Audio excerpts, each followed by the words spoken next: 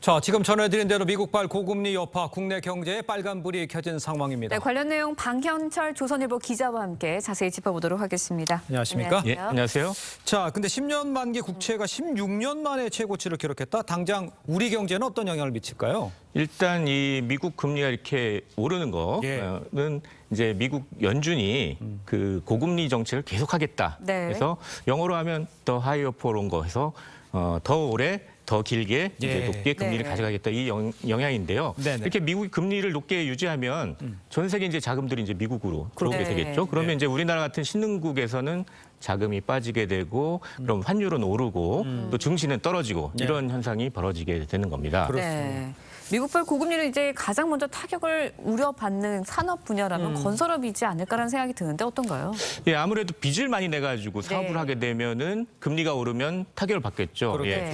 부동산 같은 경우에 지금 문제가 이제 6월 말 현재 보면 금융권의 이 부동산 PF 대출 잔액이 한 133조 원 예. 된다고 그래요. 엄청난 규모입니다. 그러다 네. 보니까 그 금리가 오르면 사업성이 떨어져서 지금도 조그만 건설사들은 계속 문을 닫고 있어요. 그렇기 때문에 예. 이 가장 큰 타격을 가장 먼저 고금리의 타격을 받는 건 아무래도 건설업 쪽이지 않을까 이렇게 생각이 되고요. 네. 여기 말고도 또 빚을 많이 내가지고 사업을 하고 비즈니스를 하는 그런 업종들은 아무래도 좀 타격을 받을 것 같습니다. 네. 빚을 많은 데는 업종들이 타격을 받을 거라 지적해졌습니다만 고금리하면 가장 먼저 떠오르는 게 이제 가계대출, 이른바 영끌족들 이자 부담 상당히 커질 수밖에 네. 없지 않을까요?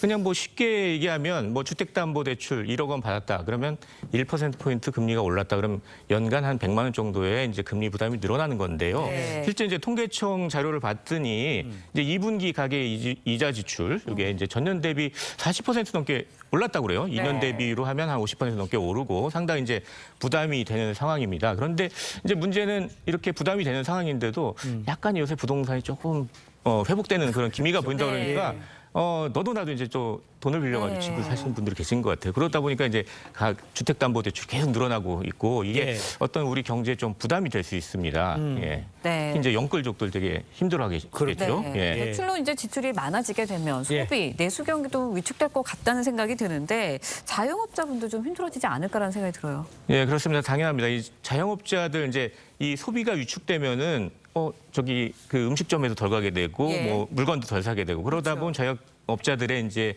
좀 매출도 떨어지고 이렇게 좀 사업이 좀 어렵게 되겠죠. 근데 예. 또 문제는 이제 자영업자들은 본인들도 이제 돈을 빌려가지고 이제 예. 사업을 하시잖아요. 그러니까 빚 부담도 늘어나고 이게 이중고에 지금 빠져 계신 것 같습니다. 실제로 이제 2분기에 자영업자 대출 연체액을 보니까 예. 7조 3천억 원 해서 역대 최대 규모로 지금 늘어나고 있습니다. 예. 그러니까 예. 빚 갚기 되게 힘들어지고 있다 이렇게 보면 되겠습니다. 알겠습니다. 자, 이런 상황에 이제 뭐 우유값 오르죠, 기름값 오르죠. 그다음에 뭐 만만치 않게 다 오르고 있는 상황이잖아요. 이런 상황 보면 이른바 이렇게 장보기 두렵다 이런 사람들 많은데 이 상황은 어떻게 봐야 됩니까? 실제 어제 이제 통계청이 소비자 물가 발표했잖아요. 이제 네. 3.7% 해가지고 우리나라 소비자 물가 3.0%까지 지금 상승이 떨어졌다가 지금 다시 오르고 있는 추세거든요. 네. 미국도 마찬가지. 미국도 3.0까지 올랐다 지금 3.7에서 다시 오르고 있는 추세인데 이게 물가 부담도 이제 더해지는 거죠. 근데 이건 이제 지난달까지 얘기인데 이번 달에도 계속 이제 문제가 생기고 있어요. 이미 우유값을 지금 올리고 있죠. 일요일날 이제 일제히 우유값 올라가지고 보니까 이제 편의점 가면은 네. 뭐 이미 900ml 기준으로 3,000원이 넘어가고 있습니다. 또 맥주값도 줄줄이 지금 올리겠다 이렇게 얘기를 하고 있고 그래서 가게에 좀 부담이 더 커질 것 같습니다. 네, 그렇군요. 가계 부담이 정말 커질 것 같은데 예. 고금리뿐만 아니라 고유가도 문제가 심각한 상황입니다. 기름값 언제 내려가나요?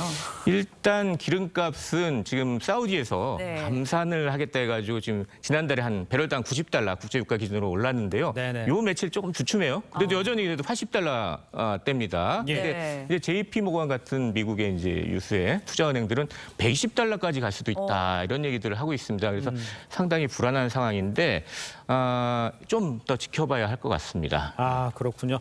자, 근데 이게 곧 이제 겨울이 시작이 되잖아요. 네. 그러니까 기름값이 오르면 야, 이 난방비 얼마나 오를까 걱정하는 분들 많을 텐데 네. 어느 정도 오를까요? 실제 일단 지난달 기준으로 이제 예. 통계청 발표 보면요, 뭐 전기료나 도시가스, 지역 난방비 이런 게 다 20% 이상 전년 대비 올랐습니다. 상당히 높은 예. 수준인데 이제 관건은 전기요금 인사 어떻게 될 것이냐 이게 또 관건인 것 같아요. 예. 누구나 다 전기 쓰니까 네. 전기요금이 오르면은 뭐 경제 전반에 이제 그 물가 오름세 또 그런 난방비나 뭐 이런 이런 에너지 가격 오름세에 상당히 영향을 주게 될 것 같은데요. 예. 일단 4분기 얼마나 오를지 이게 관건인데 일단 김동철 한국전력 사장이 최근에 이제 기자간담회에서 예. 25.9원 킬로와트 시당 25.9원이나 올려야 된다고 얘기는 했어요. 근데 이렇게까지 올라가지는 않겠죠. 하지만 이제 이 전기 요금 인상이 또 하나의 또 관건이 될 것 같습니다. 그렇군요. 지금까지 방현철 조선일보 기자였습니다. 오늘 말씀 잘 들었습니다. 고맙습니다. 네, 감사합니다.